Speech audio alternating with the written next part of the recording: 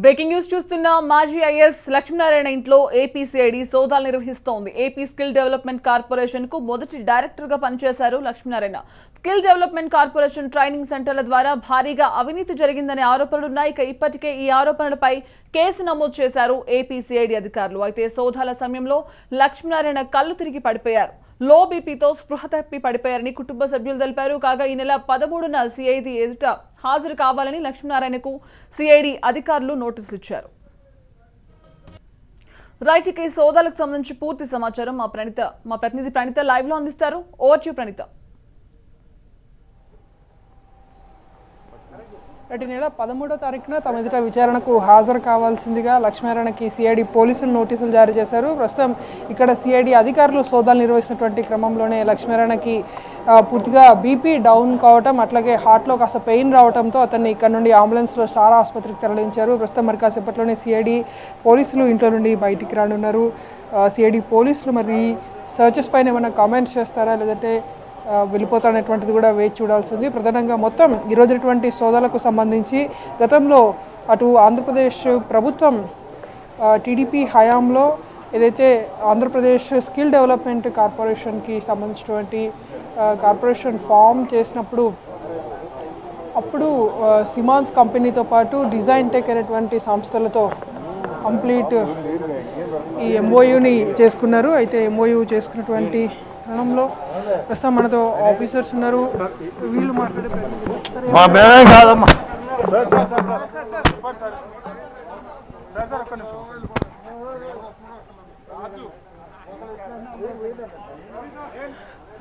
Right, ప్రస్తుతం అది మనం చూడొచ్చు. సిఐడి అధికారులు ప్రస్తుతం ఇంకా లక్ష్మీనారాయణకు సంబంధించినటువంటి ఇంట్లో ఇంకా లోపల ఉన్నటువంటి దృశ్యాలు మనం చూస్తున్నాము.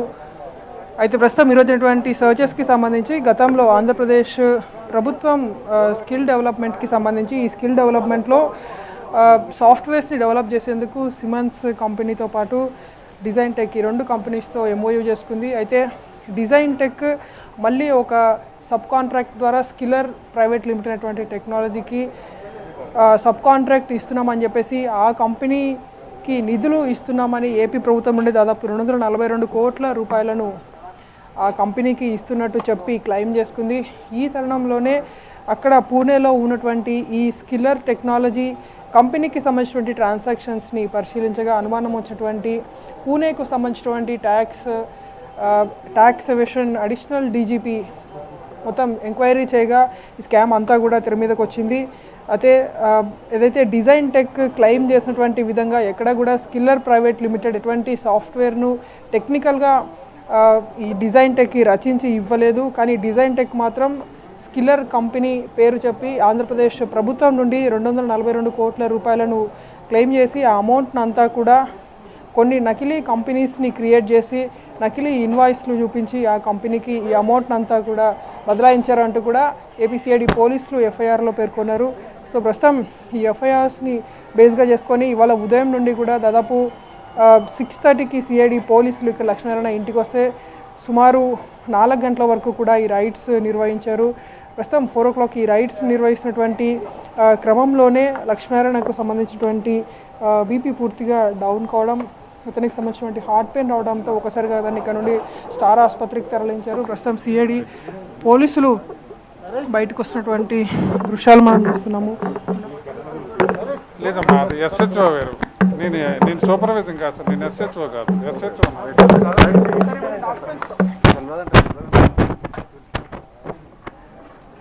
రైట్, అది ప్రస్తుతం ఈ నెల 13వ తారీఖు అయితే తమ ఎదుట విచారణకు హాజరు కావాల్సిందిగా సిఐడి పోలీసులు లక్ష్మీనారాయణకు నోటీసులు జారీ చేశారు. అయితే ఇక్కడ నుండి ప్రస్తుతం లక్ష్మీనారాయణ హైదరాబాద్ రోడ్ నెంబర్ 1లో ఉన్నటువంటి స్టార్ ఆసుపత్రికి అయితే అతన్ని తరలించారు. ఇంకా సిఐడి అధికారులు మాత్రం ఇంకా లోపలే ఉన్నారు. సిఐడికి సంబంధించినటువంటి అధికారి ధనంజయ్ లెటర్ హెడ్ మీద ఒక సర్చ్ వారెంట్ని కూడా మనం చూస్తున్నాము. ఈ సర్చ్ వారెంట్ని ఈరోజు బేస్గా చేసుకొని మొత్తం ఈ రైడ్ను అంతా కూడా సిఐడి అధికారులు నిర్వహించారు.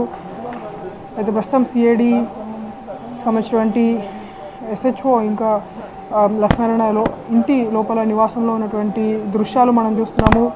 అయితే 13వ తారీఖున తమ ఎదుట విచారణకు హాజరు కావాల్సిందిగా చెప్పడం, ఒక్కసారిగా ఇప్పుడు లక్ష్మీనారాయణకి హెల్త్ కండిషన్ పూర్తిగా స్టేబుల్గా లేనటువంటి సిచ్యువేషన్లో మరి సిఐడి అధికారులు ఇచ్చినటువంటి నోటీసులకు లక్ష్మీనారాయణ స్పందిస్తాడా, తమ ఎదుట విచారణకు హాజరు అవుతాడా లేదా అనేటువంటిది కూడా వేచి చూడాల్సి ఉంది. ప్రస్తుతం ఇప్పటి వరకు మనకు అటువంటి ఇన్ఫర్మేషన్ ప్రకారం అయితే మొత్తం 13 మందిని ఈ కేసులో సిఐడి పోలీసులు నిందితులుగా చేర్చారు.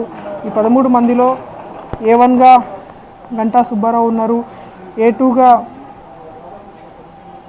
లక్ష్మీనారాయణ అంటే అప్పటి ఏపీఎస్సిడిసికి సంబంధించినటువంటి డైరెక్టర్గా లక్ష్మీనారాయణ ఉన్నారు, A3గా నిమ్మగడ్డ వెంకటకృష్ణ, అట్లాగే A4గా డిజైన్ టెక్ సిస్టమ్స్ ప్రైవేట్ లిమిటెడ్తో పాటు A5గా సిమాన్స్ కంపెనీ. అయితే ఈ మొత్తం A4, A5గా మాత్రం ఈ 2 కంపెనీస్కి సంబంధించినటువంటి పేర్లను సిఐడి అధికారులు ఎఫ్ఐఆర్లో పేర్కొన్నారు.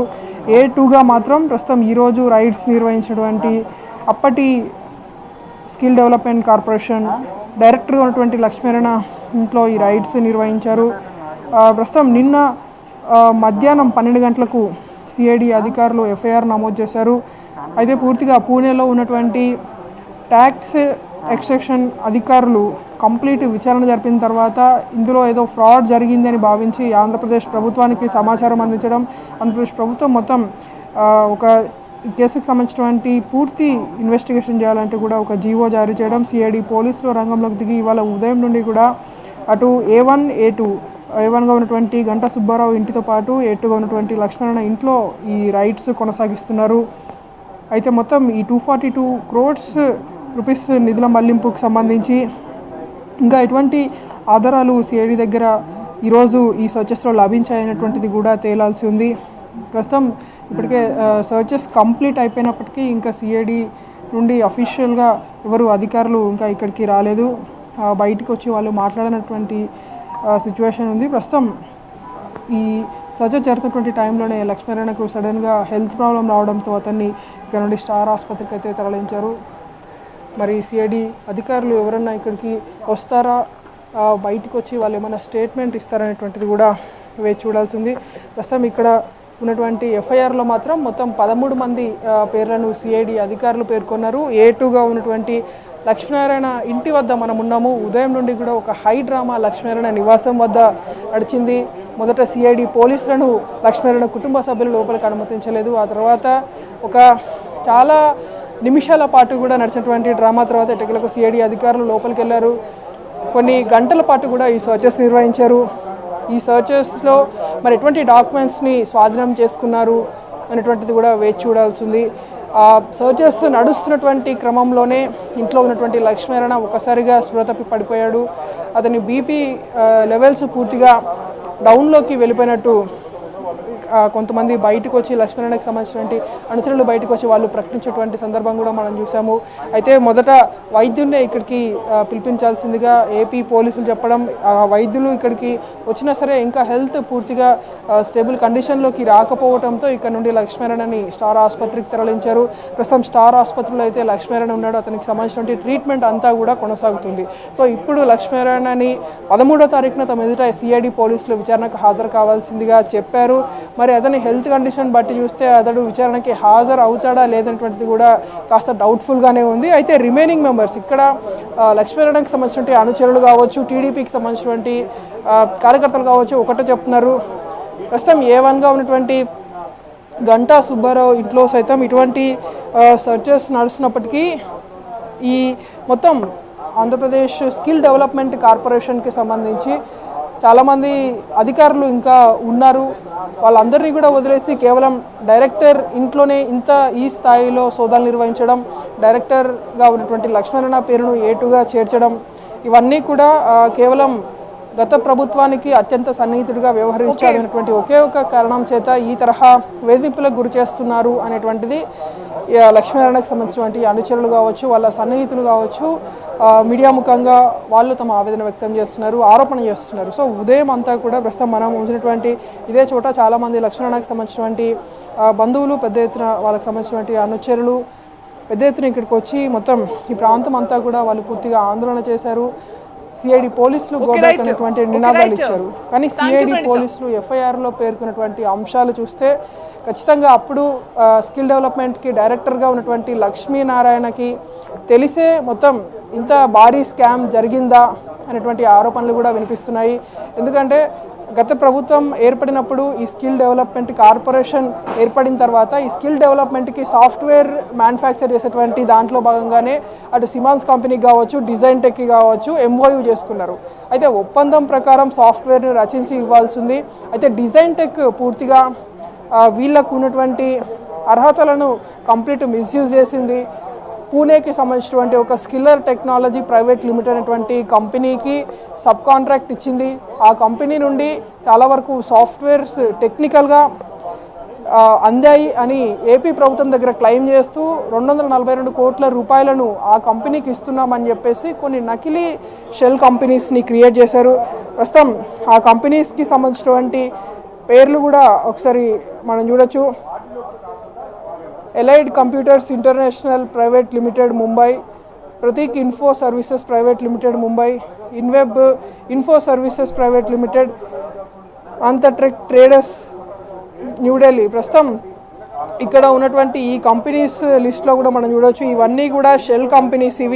ఈ షెల్ కంపెనీస్కి అమౌంట్ పంపించాలి అంటూ కూడా ఏపీ ప్రభుత్వం నుండి మొత్తం ఈ క్రోడ్స్ను దాదాపు ఏపీ ప్రభుత్వం నుండి తీసుకున్నటువంటి 242 క్రోడ్స్ అన్నిటికీ కూడా ఈ నకిలీ షెల్ కంపెనీస్కి పంపిస్తున్నామని చెప్పేసి మొత్తం ఈ అమౌంట్ని అంతా కూడా వీళ్ళు తమ సొంత ఖాతాలోకి వేసుకున్నారు అనేటువంటిది ప్రధానంగా సిఐడి చెప్తున్నటువంటి ఆరోపణ. సో ఈ క్రమంలోనే ఇప్పుడు ఈ రైడ్స్ అన్నీ కూడా జరుగుతున్నాయి. కాబట్టి మరి తదుపరి 13వ తారీఖున విచారణకు అటెండ్ అవుతారా కాదనేటువంటిది పక్కన పెడితే, ఒకవేళ అటెండ్ అవుతే తదుపరి స్టెప్ ఎట్లా ఉండబోతుంది, లక్ష్మీనారాయణతో పాటు ఎవరెవరిని అరెస్ట్ చేయనున్నారు, మొత్తం 13 మంది నిధులను FIRలో నిధులుగా చేర్చినప్పటికీ తదుపరి వీళ్ళకి సంబంధించి ఎంతమందిని అరెస్ట్ చేస్తారు, ఎంతమందిని కేవలం విట్నెస్గా పరిగణిస్తారు అనేటువంటిది కూడా వేచి చూడాల్సింది.